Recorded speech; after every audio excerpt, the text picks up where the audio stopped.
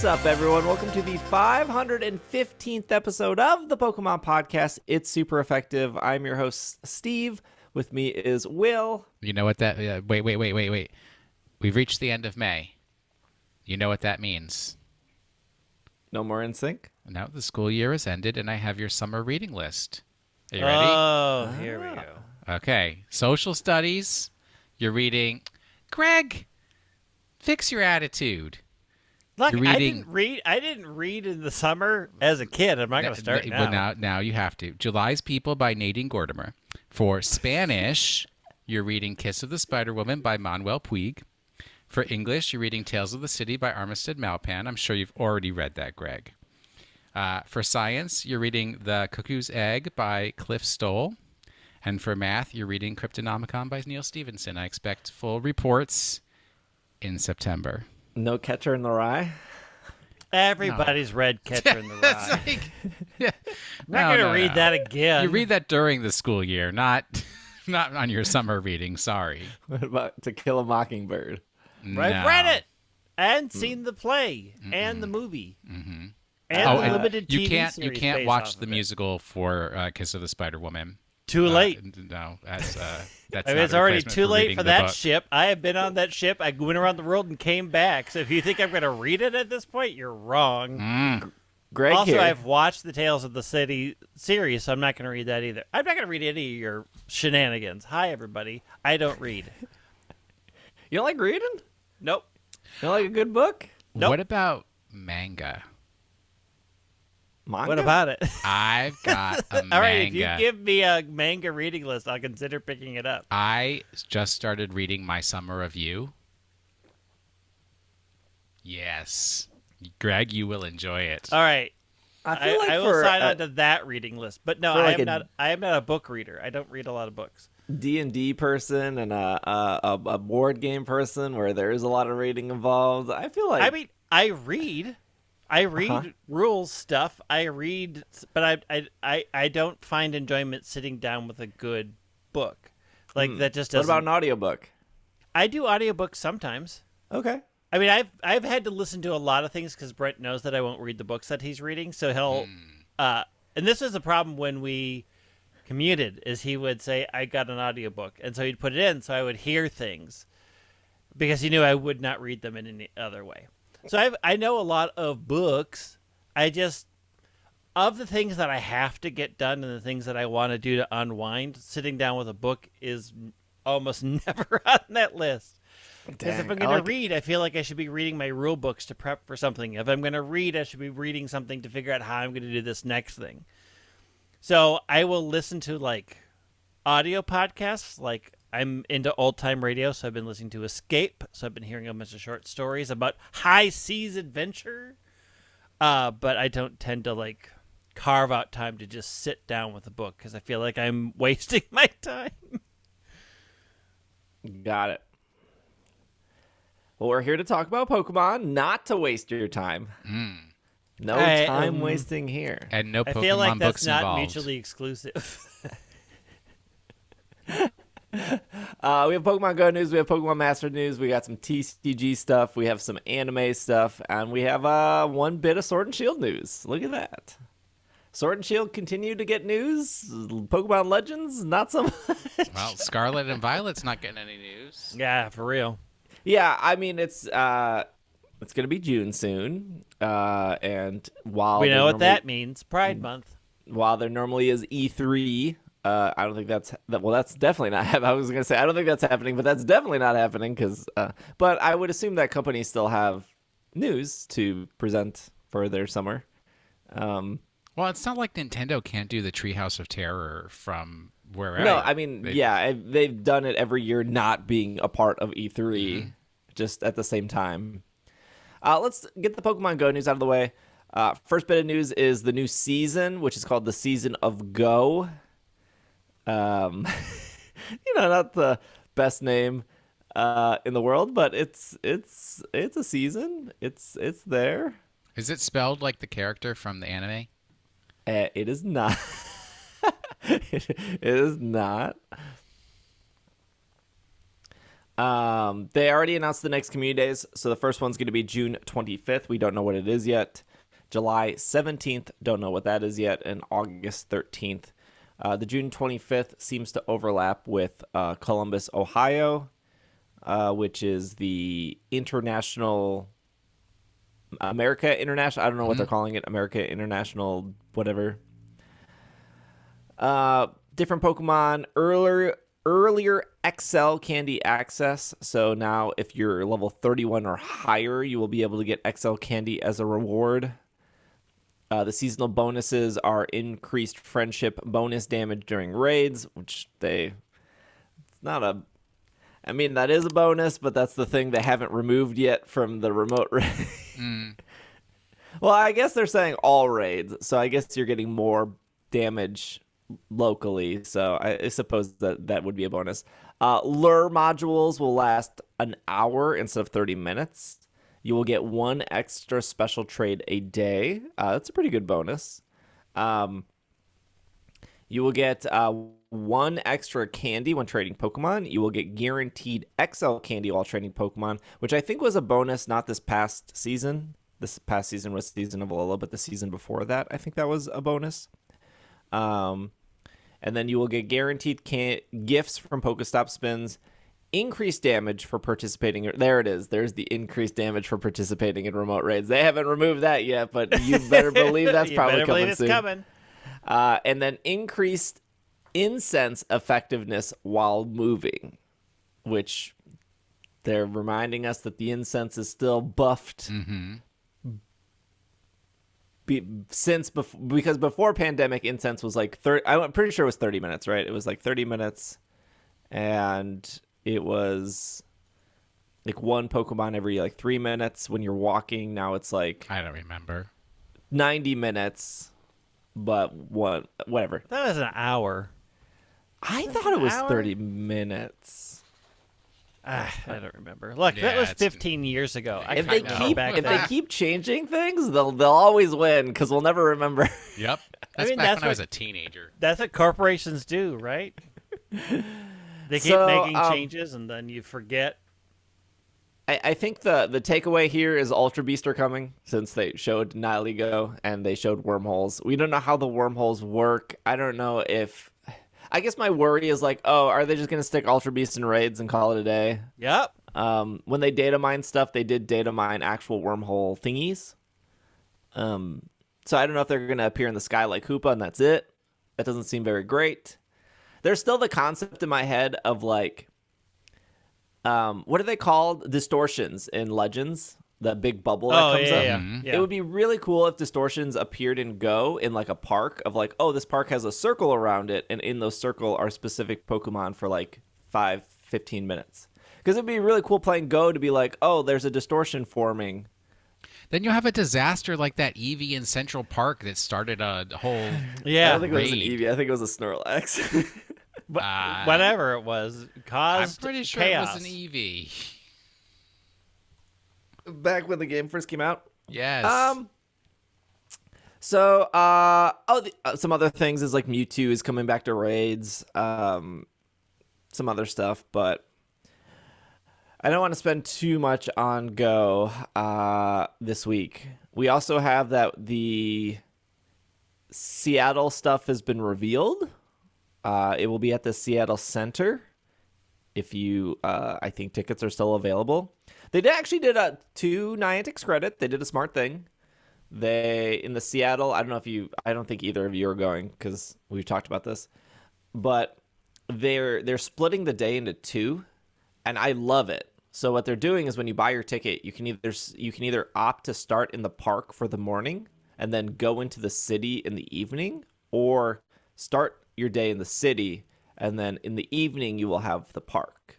So they're probably able to sell way more tickets because they're breaking the crowd into two, and they're actually giving you an hour lunch break. So they're saying between this time there's no event happening. You have an hour to, I guess you can continue playing Go, but all the bonuses will be turned off. I think that's really great. And we've talked about how, Will and I we were at like a Chicago Go Fest. I think that was the same one with Steel. Greg was not there. And some people we were with like refused to take a lunch break. And they were like, no, fear of missing out, FOMO, can't possibly. It's like, you can't stop for 15 minutes to get a hot dog. And like, whatever, they're adults, right? If they don't want to eat, they don't want to eat. But then they're the same people that are like really cranky in the second half of the day because they did refuse to like not take care of themselves. And you're like, it's just a different color Pokemon. You can take like a 20-minute break to get like a yogurt or something. No breaks if you're a true player. That's true. Yeah, that's true. Work you're not yourself a real into Pokemon the ground Go for player digital monsters. If you're not 50. So, yeah, I think tickets, at least since we were recording this, should still be available for Seattle. So it didn't sell out? It did not sell out yet. Interesting. They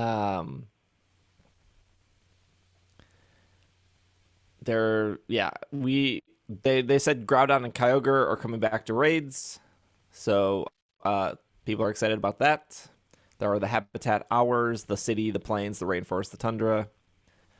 I think the only, I guess, bad thing is when they said like, oh, your day is split into two. It's a little confusing, and I would imagine that if you didn't pay attention or you didn't listen, or when I went through the checkout process, because somebody was asking me like, oh, when are you going to play? And I was like, oh, like, at first I thought, oh, do you want a morning shift or an evening shift? And I thought it was like, oh, yeah, you have 8 hours, but your 8 hours is either starting at 10 a.m. or your 8 hours is starting at noon. That's kind of what I thought in my head. So, which is how they've done it before, similar to how they've done it before. Yeah. So I think there's a small chance where it would be really easy, where it's like both you and your friends pick Saturday, but you flipped it, where it's like, oh, I'm starting in the city in the morning and you're starting in the city in the evening. So now it's like we can't play together because we're like opposite. So that's like a small problem if you didn't coordinate well enough. And it is confusing until you look at it. Once you look at it, you're like, oh, this makes way more sense. But if you don't look at like the times and what like considered evening is, like I saw a ton of people being like, oh, I'm just playing in the evening. And it's like, no, you still have a morning shift. It's just you're playing somewhere else in the morning. So it was, again, a little confusing, but I think overall good. It just like look at it, I suppose. Final bit is I went to Missouri, St. Louis, to see if the Niantic in-person activation was worth it. Especially if you live like an hour away or you live like 2 hours away. Should you drive to go to one of the, I think Niantic had like 10 or 15 cities this community day for in-person events. And it thunderstormed all weekend.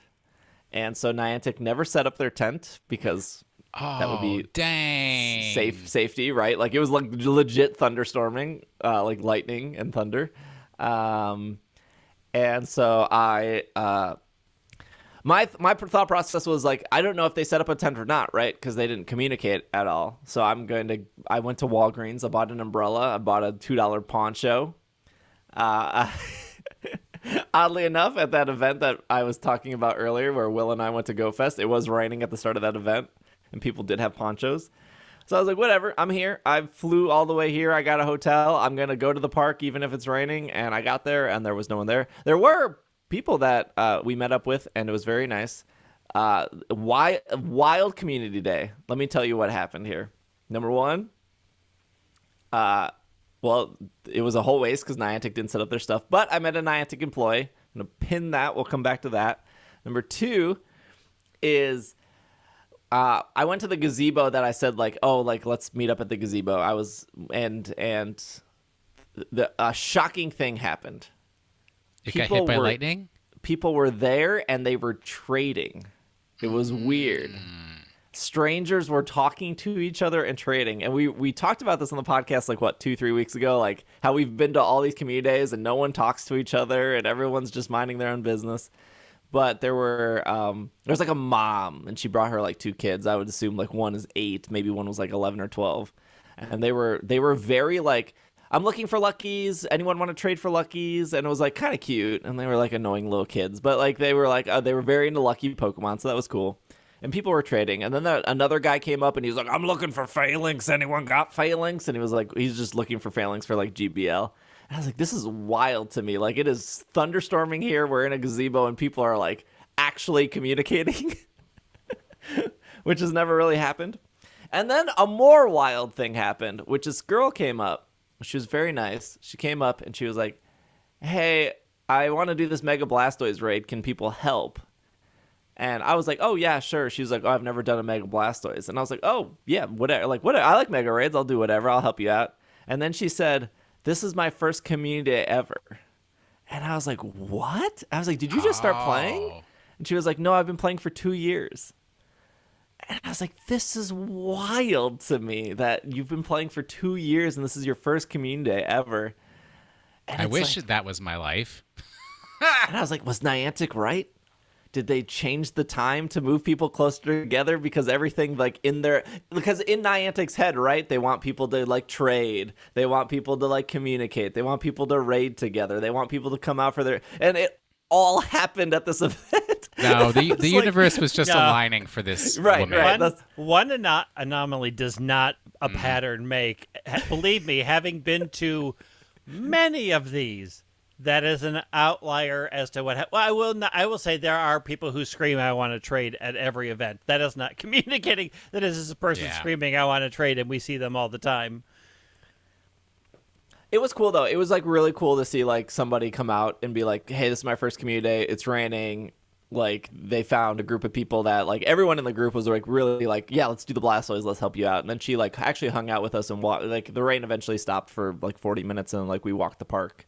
Park was like dead, understandably, like it was thunderstorming.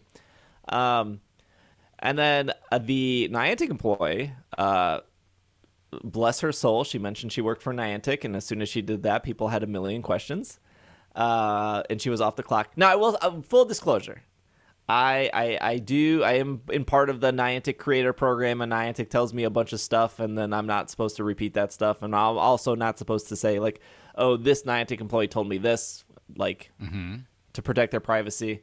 She was off the clock and she was more than willing to ask any questions. But she ended up saying that she worked on the new Mega system.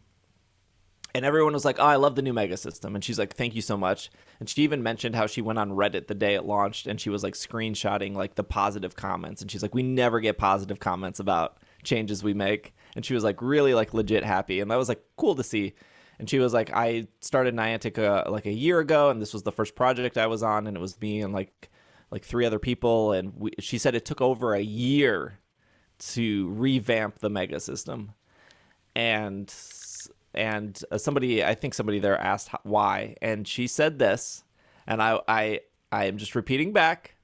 I know longtime listeners of the show know I've said this before, but she said the reason it took so long is because every single change we made had to go to the Pokemon Company in Japan for approval, and we had to wait for them to approve it, and they had a lot of changes, and we couldn't move forward until they approved it. Makes sense. It's called corporations, people. And so it's just like this, like, yup, this happens with everything. Like, I am sure that Niantic picks a Pokemon for Community Day. They go to the Pokemon Company. The Pokemon Company says, nah, not that one. You're going to do this one instead. Like, every single change. And it's even, like, as frustrating as some of the changes are, like the increase money in the Raid Pass stuff. There's no way the Pokemon Company didn't also be like, yeah, we would like 50 more cents per person per Raid Pass. Like, does it suck? Yes, but like it kind of, to me, it's like this is a thing in Apex Legends where EA is considered one of like the worst gaming companies out there, and Respawn is considered like a very good developer. Like people really like Titanfall, people really like Apex, but when there's an issue with Apex, people refuse to blame Respawn. They just default and blame EA.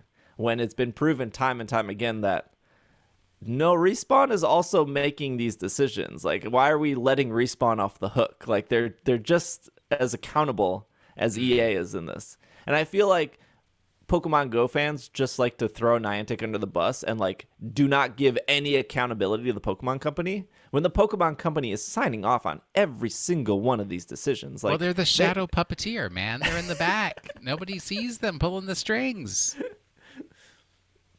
I mean, let's not say that Pokemon Company does not get a lot of flack for the stuff that they do.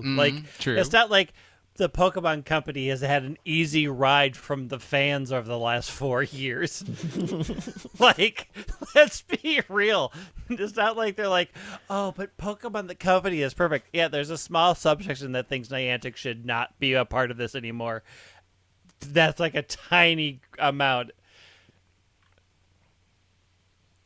But she was incredibly nice, and it was cool. She hung out with us, and she was part of our group, and we walked around, and it was like first community day. I played with a group of strangers, and it was really nice, and everyone was nice, and we exchanged friend codes, and we traded, and for for thunderstorming and pretty much only being able to play for maybe like an hour to an hour 15 minutes, it was made the best of that community day. But I don't know. I don't know if the in-person activation is worth it because I never set it up. While Greg and I had a civilized community day of fine conversation, and then I took Greg to lunch for his birthday, and that was delicious. Except we had a I have wonderful now day. discovered I don't think I can have beets anymore, Greg. I don't think I can have beets anymore. No, why? No, and they're so delicious. You know why? Age. The That curse makes me of sad. age. That salad is so good, though. It is, and now I've realized So that every good. time I have it, it's consequences. But it could be other things in that salad that are causing True. consequences. True. It could be the cheese. The goat cheese? Goat The cheese goat is the cheese. most benign of cheeses. Maybe And not blue to your cheese. body. Look, I think there's a lot of things that are benign to my body that you're like, if I look at it, I explode. So, yeah, we went to the art park. It was as busy as it always is. There's a wedding, wasn't there? Was there a wedding there? There was a wedding forming, Yeah. yes. It was a gorgeous They using day. that building for that wedding, or No, they they were do it using in the the amphitheater. field. Yeah, down in the ground part. But the art park now does feature a, what is it called? What, it has a word, Greg, bathe in the woods, forest bath. Oh, the forest, forest bath. You can take a forest bath. There's now a forest bath section of the art park. So But you we have cannot play not done it. Pokemon Go in the forest bath. You cannot forest bath and play Pokemon Go. It is stated in the rules. If you're going to forest bath, no phones. You can't bring your phone. Got it. So we did not go down the forest bath. So- we did so not no go into the Pikmin forest either. bath. Yes, no. There could no. be good Pikmin down there. But there are new sections. They built new sections in the art park. We went to the secret meeting place. We went to the secret overlook. We found the secret owl. All sorts of things are happening in that place. It's No all spoilers. different. This is off Nintendo Life. A new limited time Pokemon Sword and Shield distribution event has been announced. There will be a Champion Sableye this June. It will take place between June 11th and 12th for a special distribution based on Sableye, the one used in the Japan Championships 2021. It will be level 50 with the ability Prankster. Know the moves Fake Out, Quash, Foul Play, and Trick, and it will be holding the eject button. Not shiny. Will come in Cherish Ball, though. What the does article- Quash do? Quash, Sableye will target a Pokemon to quash it. It will go first because of Prankster, and then the Quash Pokemon will go last no matter what. Oh. I mean, I like Sableye. It's one of my favorites, so I'm going to get it. Yeah, the article doesn't say who the trainer was. Obviously, the trainer who won the 2021 Japanese Championships, but I'll remind everyone on like Instagram and Twitter when this comes out. So it's like 2 weeks away for the Sableye. It should just be like a mystery gift code. So that's exciting. Some other bit of news here is Master Journeys. The series Part 3 is now on Netflix. Champion Kohi Fujita. That's what it says in this one article. Okay. Ash, Go, and Chloe are the best team of all time in the final episodes of the 24th Pokemon series. Ash and friends journeys as they are research assistants for Cerise Laboratory. Thrilling adventure continues. Part 3 is available on Netflix. Part 2, Ash steadily rose through the ranks of the World Coronation series. Go decided he wanted to join Project Mew. Chloe developed her skills as a new Pokemon trainer. There is a recap event. These are the final 15 episodes of season 24. And then I would assume we would get a new theme song, and then we will go into the... What do they call it in Japan? It was like the Master Championship Journeys. This is Pokemon Master Journeys, the series, which not to be confused with Pokemon Journeys, the series. I don't know. I don't. In Japan, they're doing the tournament, or they're gearing up for the tournament. I think we're 22 episodes behind. So there should be probably like 20 to 40 more episodes before the Galar arc is ended. And there's still articles, and there's still people that believe that this is Ash's final season. Those people are absolutely insane. Yeah, Ash is going to retire and it's going to become... Well, there are some people that are like, oh, Go's going to take over. And it's like... Go is a nothing character without Ash. Yeah, I mean, like, Go is just the opposite. Like, Ash is very emotion-based, and Go is just very logical-based. Like, that's just what their friendship is. And that's what it's always been. And, like, yeah, Go is, like, slightly become a better trainer, but he still doesn't care about that. Like, Ash is in the tournament. Go is not. That's because Ash likes battling. And, like, once they introduced Project Mew, it was like, oh, this is where they're going to end Go. Like, when this series is over, Go is going to be like, I'm staying behind to participate in Project Mew because I want to find Mew. Like, they've set up the ending for Go. Right. Like, the season's not good. Like, even if we were like, okay, this is Ash beats Leon, which is probably, I don't know, 50-50. Either he does or he doesn't, right? 50-50. That's like the thing. Either he wins or there's two people. He either wins or loses. It's right. So, like, I mean, chances are strong that he loses. I think it's more of a 60-40 split than a 50-50. Mm-hmm. Okay, so like if Ash wins, cool. He can still do the show. He's already won Alola. It's fine. He was already a Frontier Brain, and he turned it down. If he loses, cool. He can do another tournament like he's been doing for 26 years. Like, Go either catches Mew, and then his arc is over. That's what he wanted to do.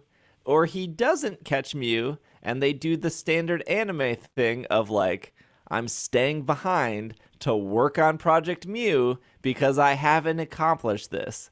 Which is, like, yes, that's the logical conclusion there. Well, I mean, Ash has to adventure through the Risotto region for Scarlet and Violet. Yep. So, yeah. Yep. It's not like they haven't taken really good characters away from us. I don't know, like Brock and Misty, people that and like we're like, you know what? We know you guys love these two characters. Do you like May and Max? Do you like Dawn and Clement? Do you 100%. like Iris and Never liked Tracy? Iris. Clement's dad. Did I like Clement's dad? Clement's dad, Yes. for sure. Iris, never. Tracy, shame on you. absolutely not. Iris, if they would have dropped the "You're such a kid" catchphrase, I would have liked It Iris was a lot. translated poorly. If you But heard it in should the it original have been? Japanese, it was fine. What was it in Japanese? Genki desu ka? I don't know. You're such a Yankee. Ohayo gozaimasu. There's no way they drop Ash. It's just, I can't believe articles are still being written. I guess they're easy clicks. Absolutely, because people I are mean, like, if you want to believe that, guess what? Link is not the main character in the next Zelda game. what? Yeah. They're done with Link. Wait, the who's story's Link? been told. Who's Link? Because the main character is Zelda. Clearly.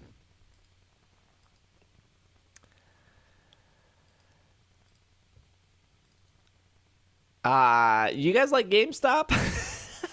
Doesn't harm me I in any just way. made a poor purchase from GameStop with my Christmas gift certificate. So, yeah, I guess. You can get a Hisuian Typhlosion promo card at GameStop right now. To celebrate the upcoming, well, it's already out. Came out 2 days ago. Astral Radiance is now out. If you spend $15 or more on TCG items at GameStop, you can receive an Hisuian Typhlosion promo card. That is while supplies last. Do they have to be Pokemon TCG items? Yes. Or is it... because they do have MTG stuff there. Yeah. If you go online and you add the Pokemon stuff to your cart, it should auto add the Hisuian Typhlosion. So that might save you a trip to GameStop. And who even knows if the GameStop employee knows where the cards are, cares where the cards are, understands this promotion is even happening, didn't already put the cards in the back of their car so they can flip them for their own profit. You know what GameStop employees do. I will say that of the GameStops I have now, the numerous GameStops I have visited in the Twin Cities, the one in Roseville is actually really good. Yeah. That's the one I So- usually go to. They're very good. When they're open, which I've had issues showing up. I'm like, oh, I thought you'd be open. But you can get a hot dog, too, if you go, because they're right by Portillo's. You can. And there's the Canes over there now. True. So here's the thing, just a side note. Okay. Did the Rose Raid Japanese Road Raid full art set not come in the Astral Radiance set? The supporter, the trainer card. The No, Trader Gallery? there's a Rose Raid card that has a Gardenia in the back. It's the trainer full art one. Did that not make it into the American Astral Radiance card? 'Cause I've had watched the- people open packs and nobody has seen it. So does Poke Beach do... Because Poke Beach used to like give you the maybe. card images for the entire set as people opened the packs and scanned them and sent them in. And does Poke Beach not do that anymore? I haven't looked. I should look. Do Because I since I don't do that Pokemon TCG no more, I stopped I looking. had the book for Astral Radiance, which does show all the cards. I don't know where that. Oh, here it is. All right. Does it come with the ETB? Yeah, the player's guide. Ooh. So if we go to the trainer gallery, But would that show full arts as well as normal arts? the only thing it doesn't show. Oh, it does show secret rares. Never mind. Okay, I got Not a so secret Gardevoir. I got a anymore. Weird Ear. I am not seeing any Rose Raid. So it probably did not make it into the set. It'll probably be next set. Sorry, Greg. You Too said it powerful. was it Rose Raid with a trainer? Yeah, it was with the Gardenia in the background. These are all full arts. It's in the No. Japanese set because people sent me a million copies of, hey, look at this. It's the coming. Japanese And I'm like, copy. oh, I'm excited. We got Abomasnow and Price, Flapple and Milo, Claire and Kingdra. Here. Um, I'm putting it in chat so you can look at it. I know what it looks like. Yeah, it's no, it's not in the set. No trainer gallery. Have somebody in Japan send it to you, Greg. It's better if it's got the Japanese on it anyways. English is a trash language. English is a lot of I'm languages. I'm sure it'll be next set. They've been really going I mean- hard on trainer gallery stuff. If anybody in Japan wants to find it and send it to me, I will be very happy. What? You can just order it off eBay.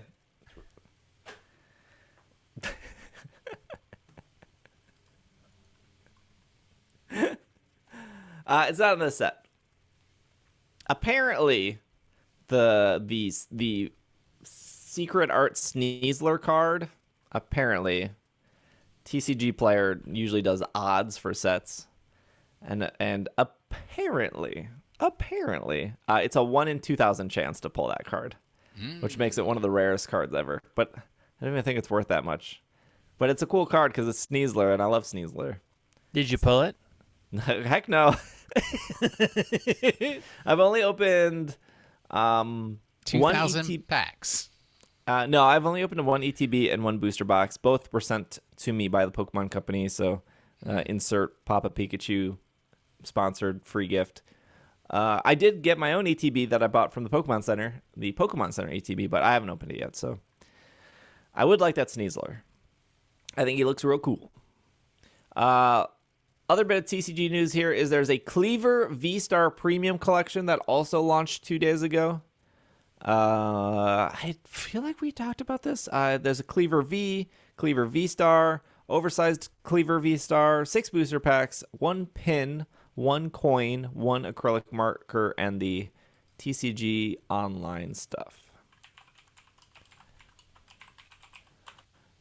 So that is happening. If you want to spend money on that. And then finally, I feel like I just said finally. Finally, the TCG Live limited beta is now available in Mexico, which I believe is news. I believe that is new. I'm pretty sure it was only available in Canada. This is off Pokemon.com, May 24th. It says it is now available in both Mexico and Canada. And you could get a VPN and download it and convert your account to it and then never be able to migrate backwards because you can only migrate forward. And I'm going to be honest. I haven't heard a lot of good things about PTCG Live. Oh, no. I mean, I haven't heard a lot of bad things about it either. Yeah, I haven't heard really anything about it, so... I feel like I trust Canadian players to, be honest about their thoughts and feelings of a TCG client. Oh, but Canadians are too polite. Correct. So their honesty is tempered by politeness. Correct. So it's probably 10 times worse. It's probably way worse. I don't know when this is supposed to come out. I'm very hesitant. It feels like we're in a weird,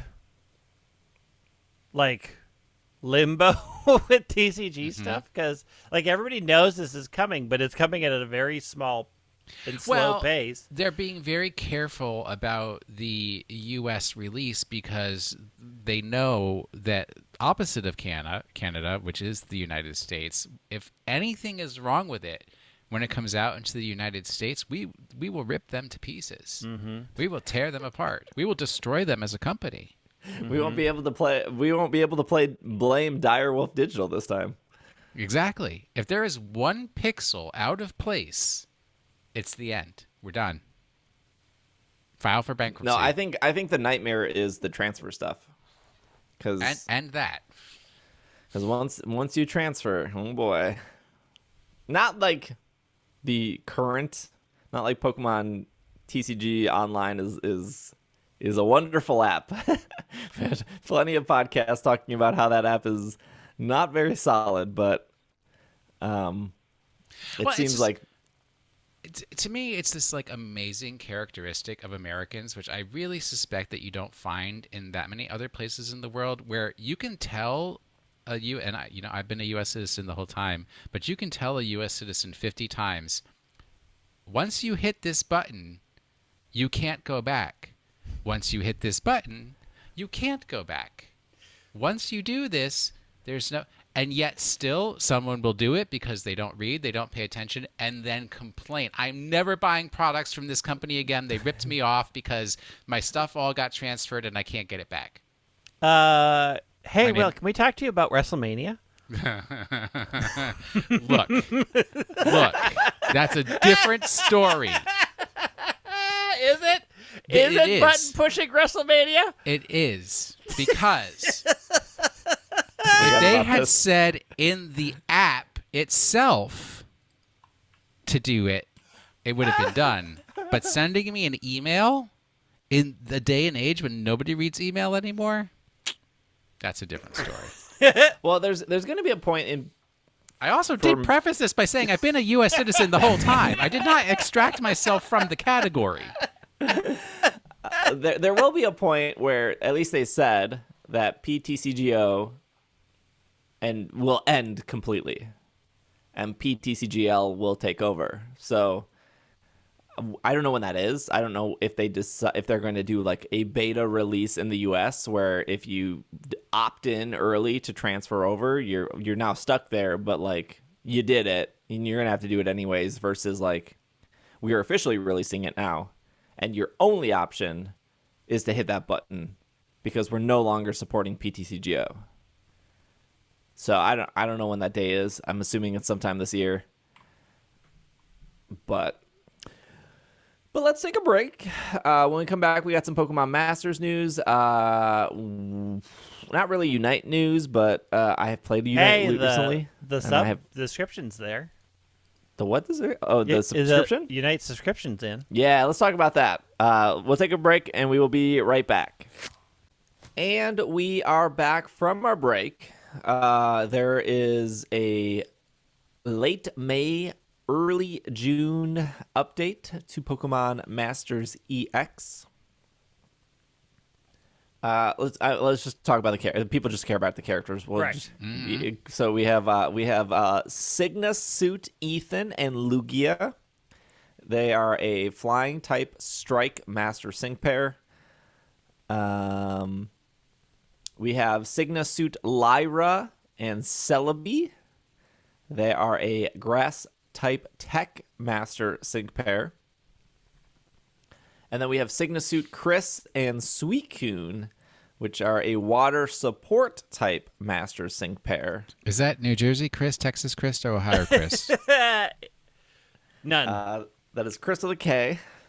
Oh. So the word on the street is that the Celebi is already overpowered. Because they have a passive skill, their guaranteed chance of inflicting flinching, confusing, and trapped. So 100% flinch. Well, it doesn't matter on the center one because they always have a lesson skill. To be able to flinch the sides 100% of the time is like huge for that game. Too much. Like, nerf it. That is. I think at this point, I think the general consensus is if you're going to only pull for one, you want to try to pull the Celebi because that passive skill is so powerful. That's not to say that the others aren't powerful, but like the Lugia is just a strike pair, and they still haven't come across anything that beats Leon as the best striker in the game. And the support pair for Suicune is very good. Because they have a passive skill that can raise the special defense of all the pairs when Rain Dance is up. But I just don't think they've come up with something better than Sycamore and Xerneas, because that Sycamore is just incredibly overpowered too. So I think the passive skill of always being able to flinch, that is like if you're only going to like, I'm really going to focus on one, I would say focus on the Celebi. Because it at least on paper, we'll see how it looks in game, but on paper, it is the most OP of the three. All of them are OP, but that one's really OP. I'm very impressed that they are still putting out sync pairs of people that people care about. Like Lyra and Celebi seem really great. Her outfit is really, really great. People like Celebi a lot. Like Chris's outfit is great. People really like Suicune. Ethan actually has a really decent outfit as well. People like Lugia. Like, yeah, they're recycling characters. Like, this is the second for all of these. Maybe the third for Lyra.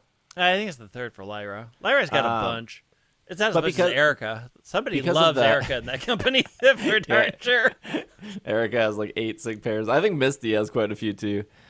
But because of the different Pokemon choices and because of the outfits, they really, obviously the moves are different too and what they do. I think Masters has just done a really good job at like going from I don't know what to spend my gems on to I'm going to spend all my gems. Yeah, I mean they leaned heavily into it's a collection game now.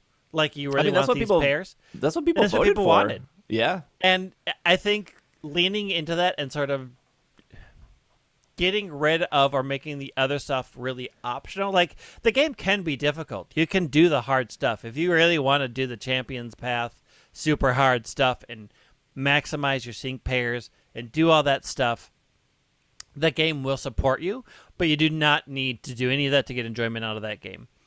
I think they've finally put themselves in a very solid place. I think they do great stories with these characters. I think they make great outfits. They really capture the spirit of these people. Like,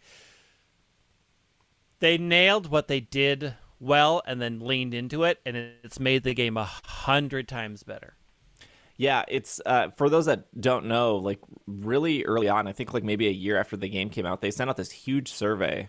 And the thing that got the most votes, and they talked about it in a producer letter, the thing that they said that was like, you guys wanted more holiday sync pairs, you wanted more sync pairs in general, you wanted more seasonal stuff, and that's what people wanted, and that's what they did. I agree with Greg. The story stuff they do is really good, and it's kind of funny because you look at the story stuff they do for Pokemon Go, and like you spend $1 on Community Day for like a story. Like you do get the rewards, but like you get technically a story to follow, and it's just so sterile. It's just very like, and the story stuff. I still can't get over how good like the Silver storyline was. Oh yeah, like it was really great. Even the storyline of Morty finding and dealing with Ho-Oh was a really good storyline. It was really good for Morty as a character. Like the thing that they do that just floors me is they have somebody in there that like knows these characters and knows what to do with them. Like the fact that they keep the Lusamine and her kids stuff really tense a lot of the time, and those kids are still struggling with dealing with their mom, and their mom struggles with interacting with her kids, but like in Paizo they are working through that stuff. It's a joy to do their stories. It's a joy to sometimes go back and reread their stories when events come around again. I'm like, oh yeah, I'll read that story again. It was fun. It was cute. Or it was powerful. Like they do that so well in Masters, and I really wish that happened in other aspects in other games. Even their worst story, and it wasn't even that bad, but the Cyrus and Rotom and Sophocles, like that was probably their worst one. But it was like, it was still like so ridiculous that you remembered it because it was like. Well, it's also because at the end, like Cyrus is still like, I'm going to destroy the universe. And everyone's like, yeah, but you don't want to hurt Sophocles. Let's go boo sync pair battles. And everybody's like, okay. That's some Puyo Puyo Tetris storytelling. Oh, yeah. Right But there. they also, like, you know, there's this hint of villainy in there, like the current Team Rocket tormenting Dynamax, that whole storyline. Like, they are really good at making a story about bringing changes into the game. So they just do that part really well, and it makes the game fun to play for me. And it actually makes it a game that I have now started recommending to people. I'm like, yeah, pick up EX because it's a collection game, and the stories are cute, and the characterizations are cute, and you do with any pair that you get, you can pretty much do most of the content. A time trial event Top Speed is coming on June 5th. Instead of certain sync pairs getting stat boosts when included on your team, you will be able to use whichever sync pairs you would like. There is no practice match for this. You will be able to get gems, 5-star guaranteed scout tickets, rivals from each region are assembling. That will be the story event rivalry on June 15th. That's all they really say. Maybe we get Hugh finally. I don't know. Maybe. We still have Mayor B, which I'm mad about, but someday you'll get it.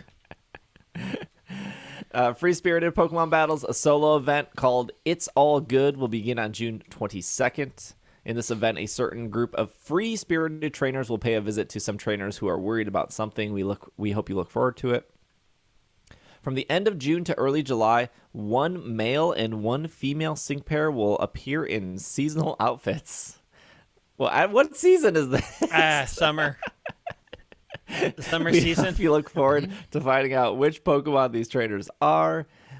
In addition, seasonal events will open. We're planning to have last year's seasonal events return. What was last? Was that Steven and Lyra? It was last year. Marnie. That was. Oh, it was Marnie and another. Seibold, wasn't it? I It thought was a two- cooking thing. Was it not Marnie and Gloria? Oh no, it was Marnie and Gloria. Yeah. What was Because they put them Gloria in with? dresses. Still no swimsuit Giovanni yet, unfortunately. I mean, we don't need swimsuit Giovanni because we have Wallace. Wallace is around there About just living their best life. swimsuit Clay. Oh heck yeah! He has that Palpitoad. He knows what's up. But he would have to have a new sink pair. It couldn't be Palpitoad. So what is there another? It would be a Quagsire, right? 'Cause Yeah, it's water Quagsire or Gastrodon. or Gastrodon. There you go. Development of new major content. We'd like to follow up with more information about the new major content that focuses on connecting and interacting trainers, which we mentioned in a previous message. We will continue to work on various elements of the features of this content. We are aiming to release it on the 3-year anniversary of the game. This time, we're showing you concepts of art that depicts a place where you can interact with trainers. Looks cool. Yeah.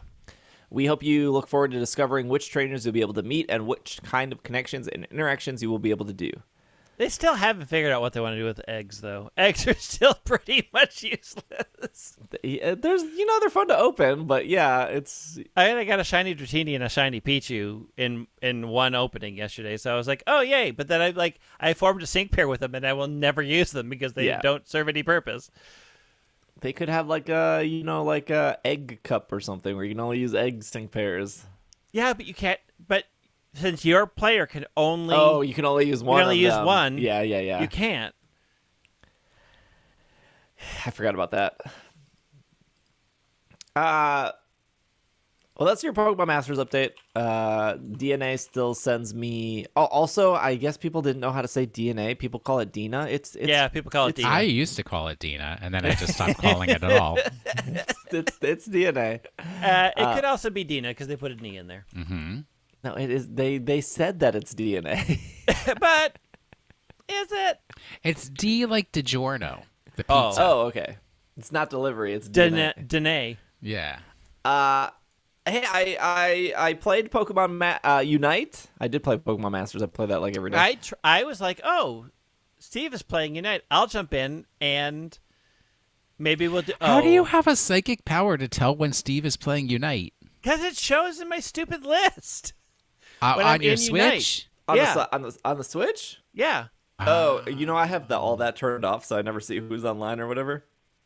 But then I realized that you're so far below me that I could. Yeah, I couldn't connect with you to even try to help your terrible gameplay. My gameplay is actually really good. What are you talking about? Oh, where are you in the ranking?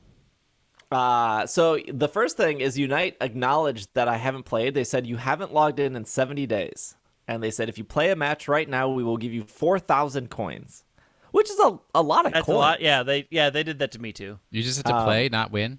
No, you just have to play. Yeah, and they gave me a bot match, and I actually lost the bot match. I feel like they made the bots better. Not much better. The bots are much better. Well, okay, asterisk. Depending on where you are in the rankings, the bots are better. Yeah, it did feel like it felt like here let me change this. It felt like the opponent's bots were in sync. Yeah.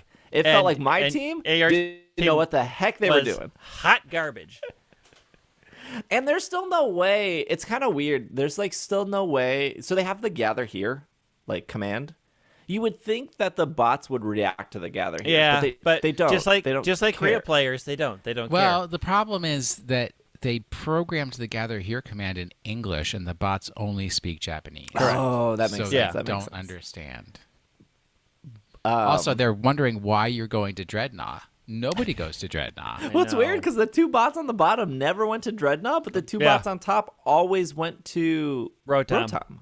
So, the weird thing is, if you are playing solo match, at this point, if you're playing by yourself, just go to Rotom and just do Rotom because unless you're with somebody else, nobody's going to go down to Dreadnought. It's a super frustrating thing that's happening right now that people do Rotom because it forces people to give up objectives to stop Rotom. which is like, just let Rotom happen because it's only 20 20 points Yeah. to compare to getting like a level and a half down at the bottom. There are still frustrating things about Masters, but you are in what rank Unite. again? In Unite. What rank are you? I think because how many seasons have happened? Because 2. I got a season payout, and it was like I think I got season payout because I think I ended in Ultra, and then when you log back in, you're in Veteran. But then I didn't play any at Veteran, so then it put me in whatever Expert. I think. Yeah. So I'm stuck in Expert. You're too low for me to help. Yeah. But I still got the rewards for not playing, which was like cool. What I want to talk about is the membership, because let's briefly talk about what's happening on the 30th. The new exciting gameplay that it is everybody's excited for. I'm excited. I can't tell if that's sarcasm or not, because I'm like no, legit I am excited really. for it. I'm so interested to see how this is going to work. Like, it looks super fun. Yeah, it's not on their website. I don't know where they announced this. I think they just announced it on Twitter. It's not announced on, it on Twitter. It's not on Pokemon unite.pokemon.com. The last news article is the membership.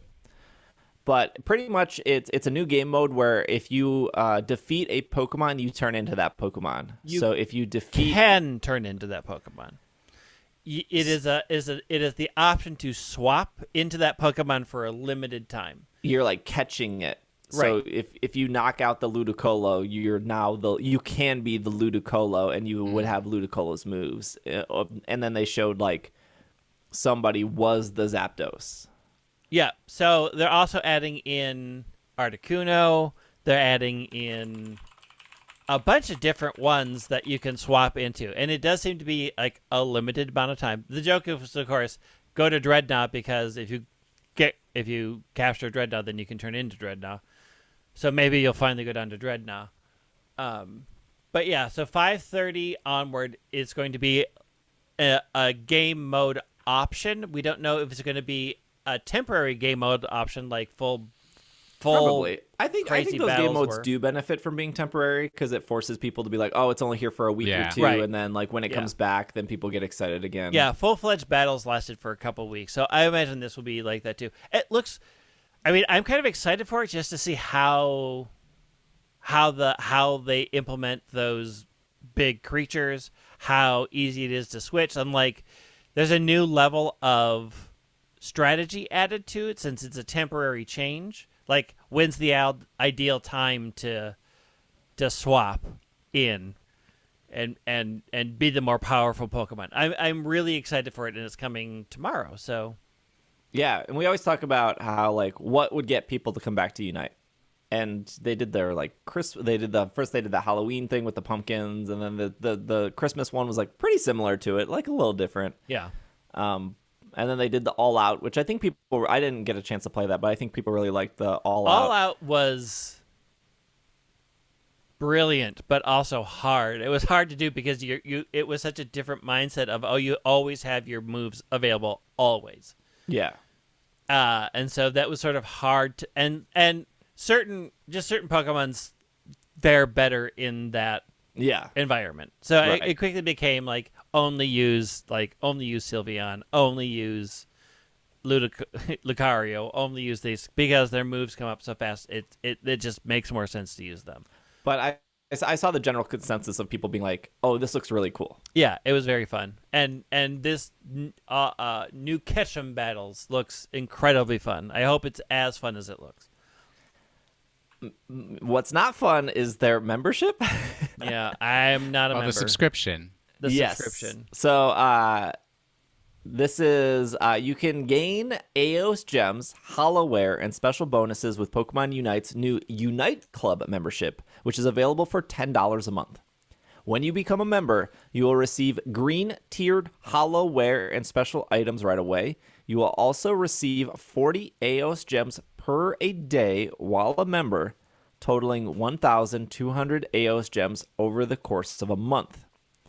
As a Unite Club member, you will also receive green tier hollowware every month and blue and green tier hollowware trial hollowware for Pokemon played using a trial Unite license. You will also have access to special features such as member-only portrait frame and chat bubbles that can be decorated to a set of your choosing.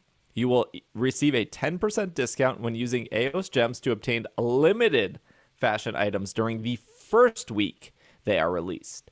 To kick off the membership for the first time, trainers will receive a blue tier Hoopa-themed trainer fashion item and 2 limited license. So the good, I guess, is 1,200 AOS gems. Yeah. Is normally $20. So you're getting it for 10. Nowhere did I figure out, nowhere in the long terms and conditions that I literally read on stream, does it say you need to log in to receive these 40 gems. So Right. I don't actually know. If you miss a week, do you get 7 times 40? Or I don't know anybody who has done it, so I don't know. And the thing is the people that I've seen who have the special chat bubble are people that I see playing the game. Like, I recognize their name because I play almost daily now. And I recognize their names a lot. So I don't know if there's anybody who bought it and then has gone a week. But again, I don't think it's worth it if you aren't logging in every day to try to get the most out of it anyways. Well, what are the AOS gems? What can you buy with those? Because there's some things you can buy and some things you can't buy. AOS gems you can buy licenses with, you can buy certain hollowware with, you can buy certain items of clothing, like clothing sets. Like AOS gems, also you can spend AOS gems to get item enhancers to increase your items.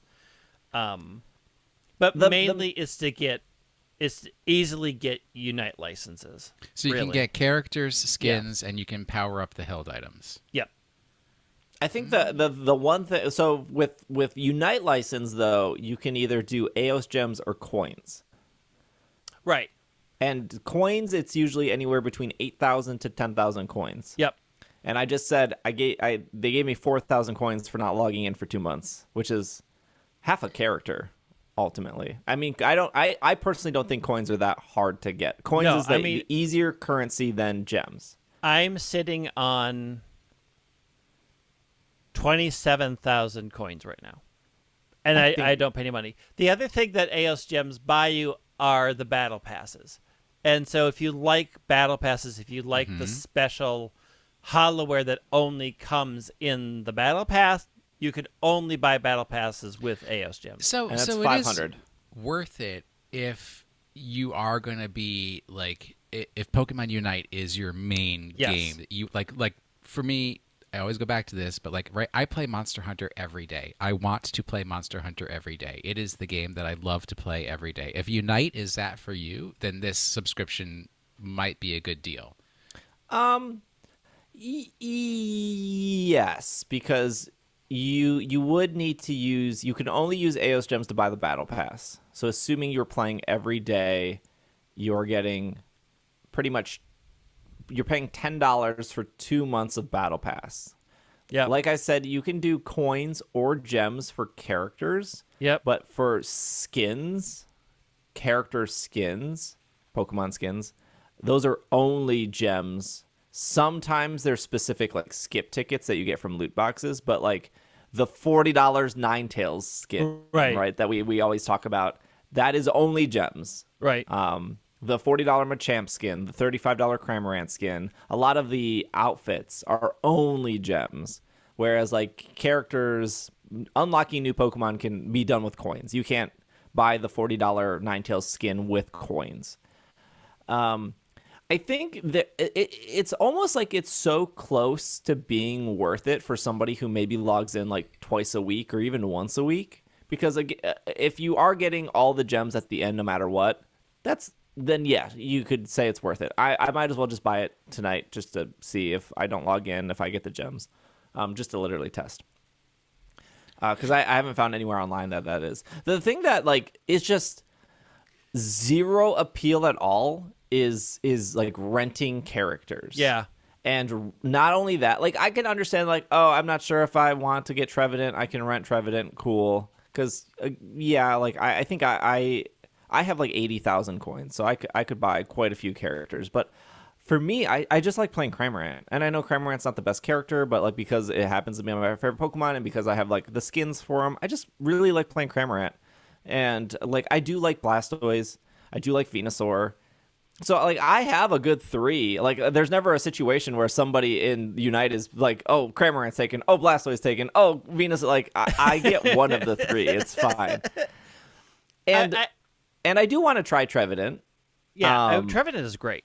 I will say that. But as like a Trevenant player. to rent a character and then to rent a skin as like a bonus, just like it's who's paying $10 to play? Like, I might want to rent. It just seems silly. How many Pokemon are in the game now? 35. Yeah, 35. So let's say they get to a point where there's 500 Pokemon in the game. Then are rentals worth it for you? Yeah, maybe, but like it's hard because if you're going into ranked, I'm assuming if you're playing every day, you're probably playing ranked, and you're probably never going to go into ranked with a character you've never played. What happens when the meta shifts? You would be surprised. Yeah, but also when the meta shifts, you're going to have to play a new character. Yeah. I mean, there's not a lot. So right now, there's not a lot of variation between the various characters and how they play. So at most, you're going to pick a Pokemon that you like, and renting one to test it out.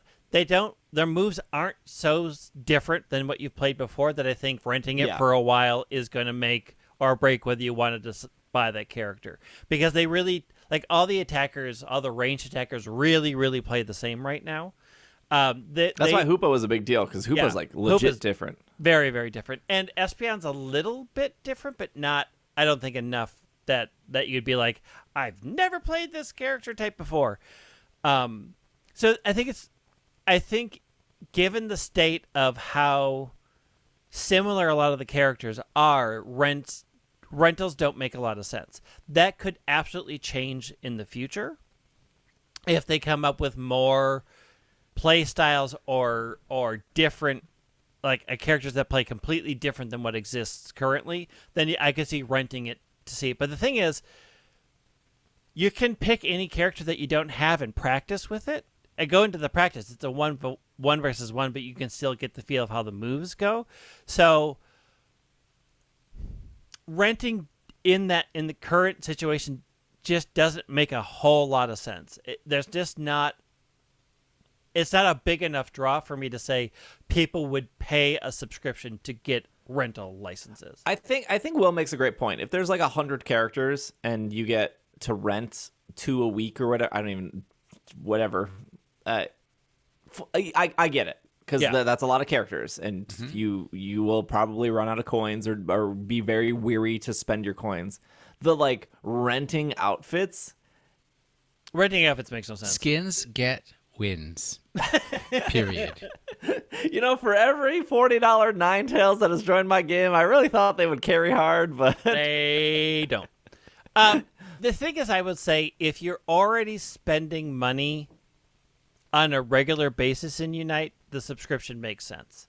If you aren't regularly spending money, if you don't buy every battle pass, if you look at battle passes and think, like the current one, nothing in there interests me, so I didn't buy it.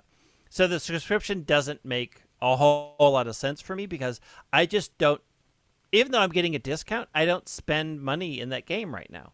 And even I looked at the store. I was like, I haven't been in the store for 70 days, right? Like the game told me I haven't been here for 70 days. I looked at the store and I was like, okay, so I get 10% off new stuff. There's like 3 things that are new. Yeah. Like, and you only get the 10% off for like the first, what they say, 7 days, 10 days? First 7 days, 7 or, and it's I like, think it's a week. I don't care about Espeon right now to buy that Espeon outfit. I don't care about, I don't even remember the other 2 outfits. That's like, because like I was like, I don't play these characters. Right. Why? Like it. I understand like a 10% off discount because you are a member, but you're 10%ing off like not enough things that are so specific to like Pokemon. Like I don't have Absol unlocked. cool, Absol had a new outfit. If I want Well, now that you outfit, can rent Absol and get the outfit. here's the thing. There was a Blissey outfit, right? This was I think around maybe Valentine's Day, and the Blissey outfit was on like sale. I maybe I'm misremembering the Pokemon. The point still stands. The Blissey outfit was like 3-day sale for like 50 gems. And I was like, wow, I really like this outfit. I don't have Blissey, but whatever. It's 50 gems. It's 3 days. I'm just going to buy it. It doesn't let you buy it without buying the character. So even if I was like, oh, I get 10% off this brand new Espeon skin. Espeon's a bad example because you can technically get Espeon for free. You can get Espeon for free, but yes. But let's say they weren't offering. Let's say Espeon's the new character, not offering it for free. Oh, cool. The Espeon outfit is 50% off this week, plus I get my 10% off. I'll just buy it. I'll get Espeon later. It doesn't let you have to spend either gems or 10,000 coins. Again, Espeon's a bad example because you can't buy Espeon with coins right now, but you will. To get it. Like, I had to buy Blissey at that point because I was like, well, I guess I want the little skin. It's on sale. I feel like if any game should have a subscription right now, it should be Pokemon Go because it's been out for 5 years. Don't say that. Don't put those ideas in their head. Like, this subscription would probably make more sense if there was more characters, if there was more skins, if they, like, it was shocking to me to come back to the game after 70 days and be like, oh, there's nothing new in the store. Well, it may be that if people take up the subscription that they then start to accelerate adding characters and skins. I mean, to also go against that, you missed battle passes, right? Like, one of the big thing for your gems are the battle passes. So you didn't do the Frontier Battle Pass. You didn't do the Theater Battle Pass. Those had unique skins. They had unique outfits. So there's nothing in the store, but also you didn't do battle passes. Like, you missed, and if you don't play for another 7 days, you'll miss the existing battle pass should they have something that you like. So this 10% off in the store, like the other bonuses other than the discount of the gems are like, okay, they're nice to have, but they're not the reason that you'd ever want to go for that subscription because they're mostly useless. What you're really there is you're going to pay to get cheap gems to purchase what you want in the game. Yeah. And if you aren't regularly purchasing every battle pass, then I do not think at this time there's enough in the subscription to make the subscription worth. You know what would get me to like pull the trigger on it without thinking is like a 20% like XP boost on the battle pass. If it was like, here's your 1,200 gems, here's your $10 a month, here's your 10% off discount of new things, but also instead of this like renting costumes or renting even Pokemon, I would be incentivized to buy the battle pass if I could level it up quicker because I don't get to play every day. So if it was like, normally it takes 3 weeks to do a battle pass, if you're telling me I could do it in 2 weeks, that to me is appealing. To be fair, if you rent a Pokemon that you've never played before, you do get a boost to your XP, to your battle points by using that character that you've never used for a while. You do? Yeah. Because the ones that you've purchased and haven't played have that little up arrow saying, if you play these characters, you get a bonus to your BP, to your battle points. So there is a reason to try other ones if you're looking to build up your battle points. The problem is that battle points don't do a lot either. Like, that system is there to maybe get some rewards, but the rewards that they give aren't really that game changing. But I mean, you can rent a license, get the bonus to your BP for I forget how, it's not a ton of matches. I think once you've completed 5 matches with that character, that goes away. It's a limited time, but that is sort of in the game. Yeah, man, I know you can spend like the extra like 500 gems to get like the free 15 levels or whatever, but like, yeah, but if you're playing every day, like I'm all the way through the current battle pass, it's still got 30 days left on it, and I'm No, the new battle pass and the current battle pass ends in like 7 days. Because when I logged in, there was like 11 days left, and I was like, Oh yeah. I'm thinking. I haven't started this battle pass. There's 11 days left. Why would I buy? There's no way I can finish it. I'm thinking of getting the SBN one that's still got like. Yeah, the 30 SPN days one of still it. has like 11 days. But yeah, like I was already through that by playing every day. And so if I decided like I really wanted the Blastoise outfit, like I could just buy it and have the entire thing completed. But it's not hard to complete the battle passes if you're playing every day. Yeah, It but can be if super I'm frustrating only to playing play every twice day. a week, Right. and I'm hesitant to buy the battle pass, but I want to buy the battle pass, and then it's like, well, this doesn't seem worth it to me, but like I like the gems because the gems is a big deal. It's like nothing else in here seems great for somebody who isn't logging in every day. Right. And that it isn't. Like even me, I log in every day and I'm not doing the subscription. Like there's nothing that I feel like I would spend gems on that would be worth getting this discount, because I may like the next battle pass, then I'll just pay the one-time access to get that and be done. Yeah. Because I don't know that I want the next battle pass. I don't know that, like, there's nothing in the completionist in me that says I have to have every battle pass and have access to every outfit. That is just not how I play this game. Yeah. I think Unite is cool. I really do like Unite. I do have a fun time playing it. It is like most competitive things. As somebody who's done a lot of competitive TCG, a lot of competitive VGC, it's amazingly fun when you're winning. It is amazingly frustrating when you're losing. Bad. Spoiler alert, or alert! They've added voice chat to the game that is on. You can hear. So if you don't turn that off, you may hear somebody call you the worst player they've ever seen because they don't know you. And you forgot to turn off the. Oh, I turned that off day one because they had that option day one. It just didn't work. Yeah. I sometimes forget to turn it off and have heard things. And I'm like, excuse me, you didn't rotate the red dot, but I didn't have the microphone on, so I couldn't yell back at them.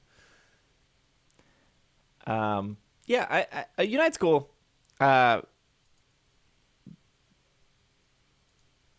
It's definitely a MOBA. That's for sure. I will say this: for as frustrating as I find it, I found a pretty dedicated group of people who play it on a fairly regular basis, which makes it way more fun. Oh, I'm sure. Yeah. You know, we have our own little Discord, and we say who's up for playing some matches, because even pairing with another person that you sort of have an understanding of how they play and how you play, and you both have an understanding of your objectives in the games, makes that game way more fun. And you can, I mean, I play it. I'm not kidding. I do play it almost every day. So, like, having people play with you on a regular basis is a much better experience. Question of the week. So if you want to hear the question of the week, oh ho, well, here it comes our way.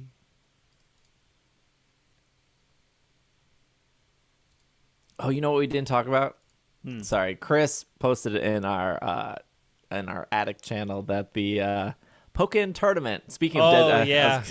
I was gonna say, you know, I did match with a lot of similar players when I played Unite, and I kind of wish there was more players playing Unite. But there is no one playing Pokémon Tournament DX anymore. No, it's Aww. gone. So this will be the last year Pokémon Tournament DX will be featured in the Play Pokemon program. I think somebody tweeted that the UK regionals or whatever only had like 14 people register. Oof. It was free to register. Yeah, or not free to register, but like there was no like limitation. You could sign up if you wanted to. This is from Brandon. What are the podcast / ISE goals for when Scarlet and Violet come out later this year? I don't set the goals for this program. I can't answer that question. I To make podcasts. We're gonna do a series. Yeah, our series always do well. The Sword and Shield series did incredibly well compared to like the Let's Go, to like BDSP. BDSP was actually worse than Let's Go when it came to podcast series. Legends, we did something different, but I think people liked the just bonus episode a week for Legends. But gosh, we didn't even know what that structure was going to be like.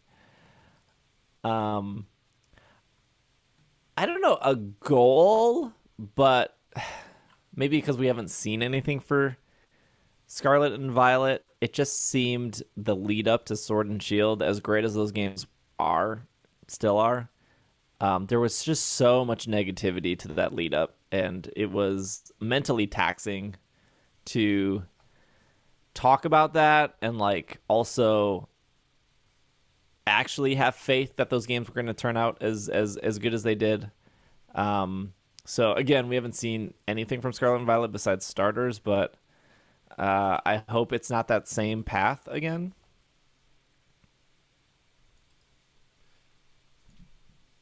Here's the thing. I think the negativity around Sword and Shield sprung up very suddenly and very loudly. Like, I think it was hard to in what had generally for me been a very, very positive or mostly neutral fandom to have a very sudden huge negative reaction to things that are just like, wow.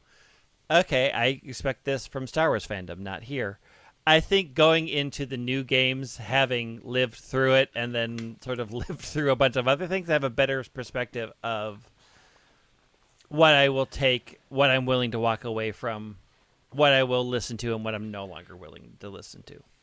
And I think that will make covering Scarlet and Violet way easier for me than it was the lead up to Sword and Shield.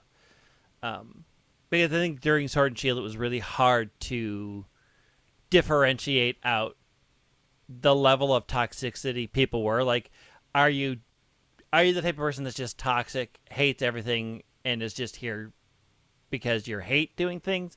Or are you the person that really, really loves a thing and really is having a hard time reconciling where you're going to fit in this? And, like, finding those people and finding out, like, what the red flags are was a tough experience for Sword and Shield that I think I'm much more prepared going into games from now on.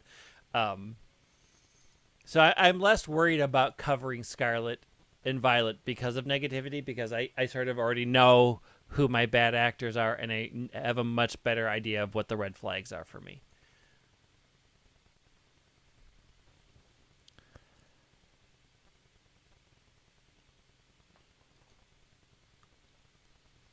This is from YouTube. If you would like to like, comment, subscribe, and hello, YouTube people. Feel free to do that now. Thank you for making it this far in the episode, by the way. This is from Matthew. Question of the week. What Pokemon from previous generations do you think should be included in Scarlet and Violet? Rosalia. It has been in every game. Every game. And if they break my heart with Scarlet and Violet, I don't know that I can continue with this series.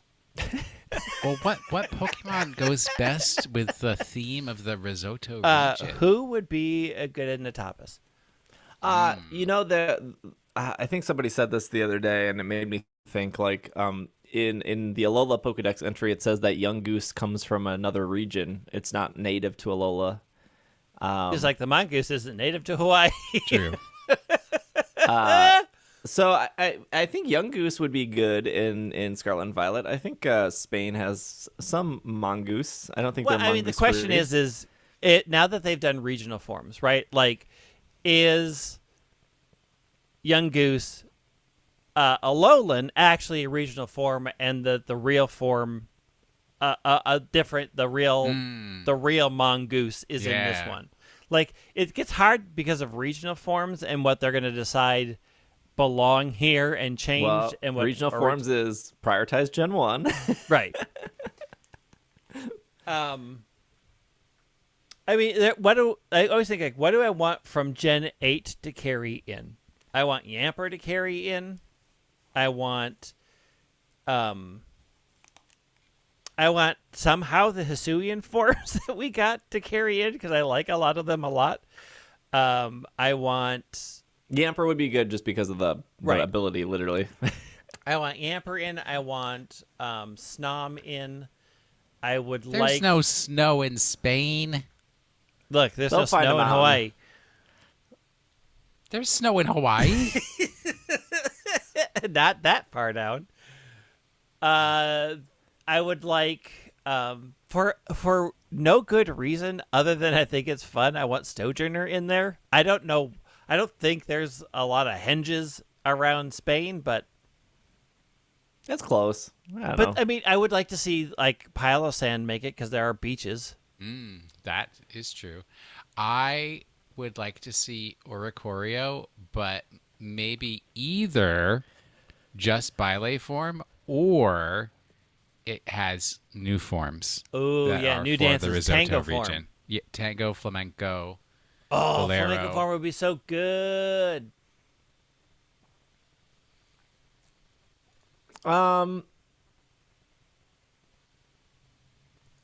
I feel like there are Pokemon I would not want to see. I don't want Cramorant to carry forward. Leave that in Galar. Yeah, there's no need for Cramorant. It had its risotto. moment, and that's the end. Here's a question. Do you think that all of the new Pokemon, when I say new Pokemon, I mean like Weirdeer, Basculegion, Cleaver, do you think they're all guaranteed in this game? Heck No. No. I don't. Those are ancient Pokemon from old times that didn't Right, fossilize. but they did show Zoroark, so that confirms Zorua. Yeah, I don't. So if we're talking even about if you would can't they, get Basculegion, if you move over a Basculin because Basculin's in there, then theoretically you could get Basculegion. Same with I mean, so- Stantler. Why are can't we I get a talking about will they Basculegion be in available in the Unova? game? Is that game because the time correction? Will they be? Are we talking about catchable in the wild, available, or can be transferred in available? Because I think those are two different topics. I'm approaching it of things that I want to be added to the catchable Pokebox as you're playing the game. And I think Hisuian forms would be a post game you can transfer them in type. Yeah, of a I thing. think transferable. Oh, okay. So it's like do I want Growlithe in the game and Arcanine in the game? And if I say no, I don't want those in the game, then there's no way Hisuian Growlithe and Hisuian Arcanine can come in. But if I say yes, I do want Growlithe and I do want Arcanine, then there would be no reason that you couldn't transfer, post game or You know whatever. what I don't want to carry over? Zubat, Magikarp. Give him a rest. Give him. I don't give think him that's a gen possible. off. I don't think that's possible. Yeah, Give I them- don't. Gosh, Magikarp seems like a guaranteed. I also thought Psyduck seemed a guarantee, and they did hold it till what, Crown Tundra or Isle of Yeah. Armor. Isle of Armor. But maybe do a different fish that you catch every. Make it Goldeen. No, you can get rid of that too. Yeah, Goldeen. There's no need for Goldeen to come back.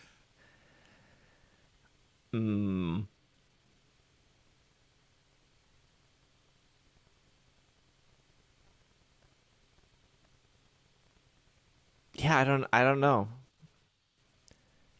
Like, is there a point where, like, every legend made it into Sword and Shield, every Yeah. Ultra Beast made it into Sword and Shield. So I don't think there's a world where there's not a third version or there's not DLC where every legend comes back, because that's how they've pretty much ended every game at this point. Like Ultra True. Sun, Ultra Moon was that. Sword and Shield was that. Black 2, White 2 was that. Black 2, White 2. Even Auras, I think, had every legend as well, if I remember correctly, because of Hoopa. So I don't want to say, like, oh, I don't want to see Landorus come back because of competitive, but every legend just comes back. It's just a selling point. It's just an easy way to be like, here's your chance to get every legend again. So yeah, And I can't imagine that this game wouldn't have an Amorous, right? Like, they probably want you to show off an Amorous and use an Amorous. I can imagine that this game wouldn't have that. I mean, I can imagine a lot of things. Yeah. Down to it. Yeah, but I feel like a Pokemon like an Amorous is just like a shoe-in at this point. You know, to be fair, though, I didn't think they were going to do BDSP and be like, Score Bunny? Right. Can't have him, Grookey. Yeah. Like, that was shocking to me that they were like, nope, this is only the first 400. Literally nothing else. Because I do think of like somebody whose their first game was Sword and Shield. And it was their favorite game, and they fell in love with it. It was their first time having Pokemon. Their favorite Pokemon was Cinderace. And then second Pokemon game ever is going to be BDSP. Oh, I cannot take it. Cannot take it. It's very... Well, they're learning the hard lessons early rather than having to wait early. 25 years like we did. Yeah, I mean, I've talked about the lesson that I had when I was a kid of like moving all of my Pokemon from Pokemon Blue into Pokemon Silver. And then when I found out that I could not move those into Ruby and Sapphire, I was like, you know what? Pokemon's not cool. I get made fun of for not liking Pokemon. I cannot move my Pokemon over. Time to play some different games. So you're a quitter. That's what you're saying. I did quit, yeah. 13-year-old. How old? 13 or 14, I think. I think Ruby and Sapphire came out when I was 14. So I think I threw in the towel around 13 because I would have been reading like Nintendo Power of these games coming out and being like, oh, they look cool, but also I'm not cool for liking Pokemon. Speaking of Pokemon of the Week. So last week's Pokemon, just to break it down and make it as simple as possible, it's a rock-type dog that can have 3 forms. I don't know what that is. It's Arcanine.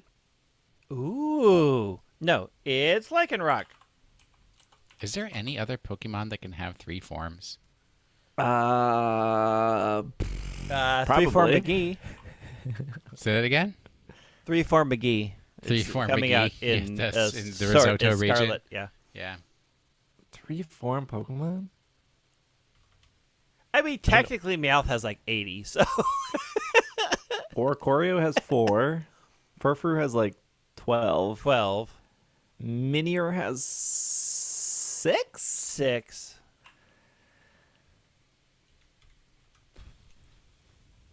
Meowth has like 5 or 4. Meowth? Meowth, Galarian Meowth, Alolan Meowth, Gigantamax Meowth.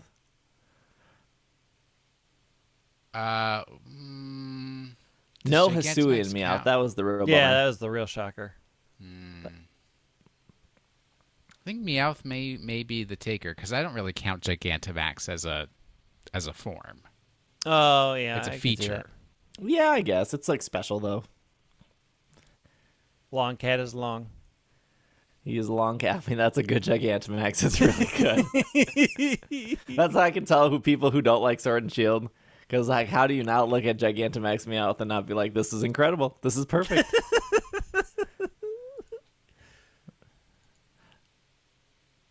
What's our... No trivia? No nothing? I mean, Shuffle is great. All of the shinies are real good. Lycanroc and Mr. Mime. You ready for this trivia? Lycanroc and Mr. Mime are the only 2 Pokemon to have a known 6 possible abilities between their forms, the most of any Pokemon. Among their forms. People are working hard for this trivia. I guess. All right. Real hard. If that's it, then let's do this week's Pokemon. And this week's Pokemon is designed for the people who don't understand that Pokemon of the Week is supposed to be more poetry than logic problem. So we're going to do a logic problem. Oh. Mr. Anderson goes to the store to buy You poke the bear, one of the and four the bear things. is going to poke back. Here we go. In the National Pokédex, this Pokemon sits between two odd-numbered Pokemon. In the Regional Pokédex, it sits between two even-numbered Pokemon. In the National Pokédex, it has type weakness to the Pokemon that comes before it and is followed by a mono-electric type, even though I believe it should be water-electric type. In the Regional Pokédex, the Pokemon that comes before this week's Pokemon shares a type with the Pokemon that comes after it in the National Pokédex. This week's Pokemon can potentially have stab type effectiveness against the Pokemon that follows it in the Regional Pokédex. This week's Pokemon shares its non-hidden ability with one other Pokemon that originated in the same region. That Pokemon is an alternate evolution of a Pokemon that also has two differing evolutions from other regions. We have not heard of any subsequent Pokemon to this week's Pokemon having this ability. This week's Pokemon shares a key characteristic with another Pokemon that's final evolution may either have strong potential stab type effectiveness against this week's Pokemon or have normal potential stab type effectiveness against this week's Pokemon. There you go. Very clear, very obvious. I feel like this is your hardest one. It's real simple. There was one sentence in there that gave it away. Hey, thanks for listening to this week's podcast. Thanks for making it to the end. We will be back next week. This week is Go Fest. The worldwide Go Fest. It'll be June 4th and June 5th. If you're listening to this, I believe Greg, Will, and I will be playing together. We got to ask Greg about locations. I think Art Park. Art Park on Saturday. And I heard the zoo is a good place to play. Greg, is this true? St. Paul. Oh, Como. Oh, Como's a brilliant place to play. Yeah. Maybe we do that Sunday. Yeah, we can do that because there's a lot of people that go there. So Silverwood Park, aka the Art Park, Saturday, and then Como Commons, Como Zoo, Como Conservatory. I'm assuming the zoo has more gyms. Yes. So that would be a better Sunday, anyways. Yeah, assuming Sunday is raid day. To be fair, I haven't been there since they updated all the gyms. So maybe we should scout it out this week. I think they do. Otherwise, like we can. The thing is that Como's huge. So they should technically have a lot more gyms.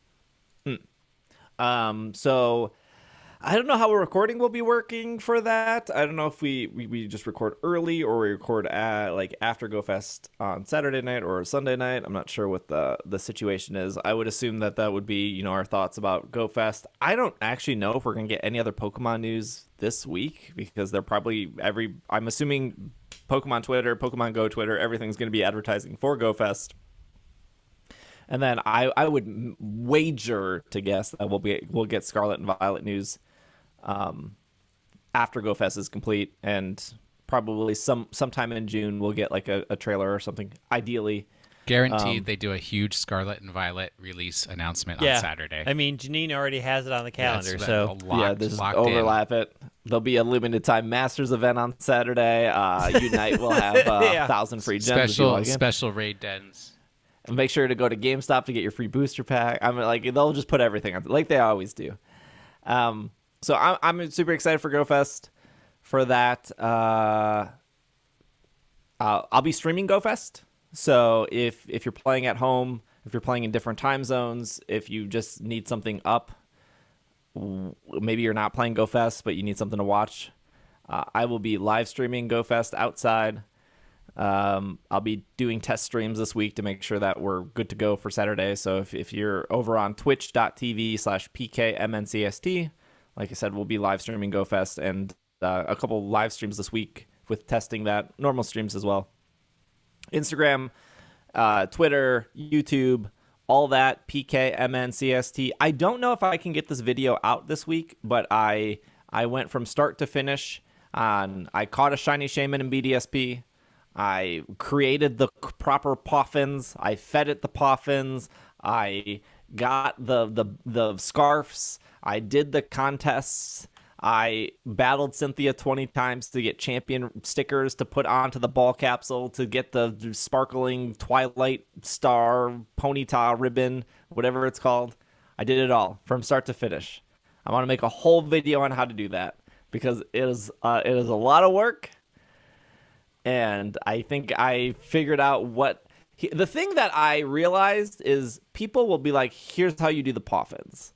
And it's like, cool. And then people will be like, there was really nothing I could find of like why you do certain things in contests. And I figured that out, and it makes it easy. And then the champion sticker part nowhere is anyone talking about that part. So hopefully we get that video out this week. If not, that'll probably go up on YouTube next week. It's a busy week with the Go Fest coming up. Anyways, Greg is at White Wing. Will is at Wash in the Sink. I am at Dragging a Lake. PKMNcast for pretty much every social. Thank you for listening. This has been another episode of the Pokemon Podcast, and we are super effective. Super. Don't subscribe to Unite. Subscribe to this program instead. True. It's a better use of your money. $10 a month. Yeah, and you get, I don't even, something? You get something. No you ads. get some stuff. I don't know. Hey, postcards are going out for patrons. All right, I changed my mind. Go subscribe to Unite. At least you're getting gems. You get cool stickers.